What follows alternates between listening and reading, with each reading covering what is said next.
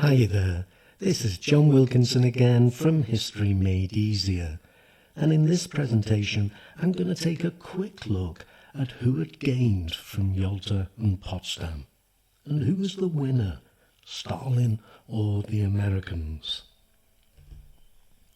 It seemed that Stalin had gained a lot. Eastern Europe was going to be a Soviet sphere of influence, and Stalin had put himself in a strong position to define just what that would mean. For although he had agreed that there would be elections in the Eastern European countries, he still had his armed forces in place, millions of them, and so he would be able to ensure that they went his way. For example, even though more London Poles joined Poland's provisional government, it was still dominated by the pro-Soviet Lublin Poles, and any subsequent election would be rigged. It would be the same right across the Eastern Bloc.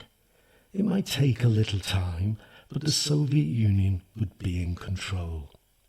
This was the Soviet Union's buffer zone, a ring of countries, 1,600 kilometers deep, and occupied by Soviet troops, as well as the armies of friendly countries.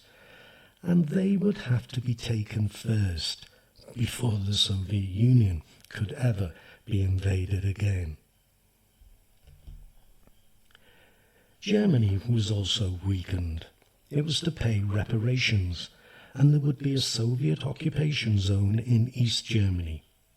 Stalin had also won agreement for his plans for Poland's borders, which meant the Soviet Union gained a large amount of territory from eastern Poland.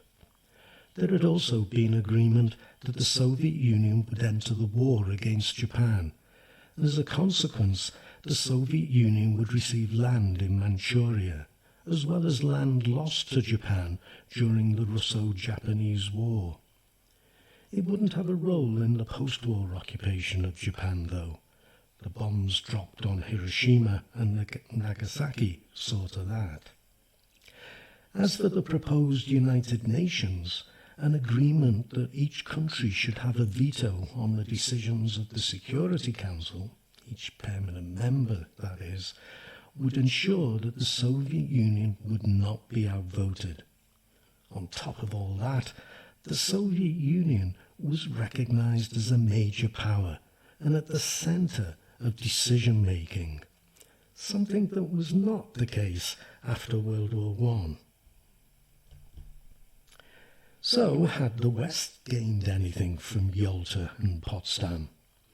Well, it was in control of 3 of the 4 zones of occupation in Germany, and it tied Stalin to agreeing to an Allied Control Council in Berlin, and that the country would be treated as a single economic unit. Though, as all decisions would have to be made unanimously, the Soviet Union would not be repeatedly outvoted by the 3 Western powers. And in fact, Stalin made sure very few decisions were made anyway. But the West had also got Stalin to agree to a shared occupation of Berlin, deep inside the Soviet zone. Germany was not to be crippled. Stalin was not going to strip the Ruhr of its manufacturing base. There would not be a repeat of the Treaty of Versailles. It had done much the same with regard to Austria and Vienna. The agreements on Poland and the Declaration on Liberated Europe were looking weak, but they had tied Stalin to accepting a United Nations. But Germany and Berlin apart, and Berlin would prove to be a significant prize, the gains didn't seem anything like as tangible as those made by Stalin. Hence, containment. But that's a topic in its own right.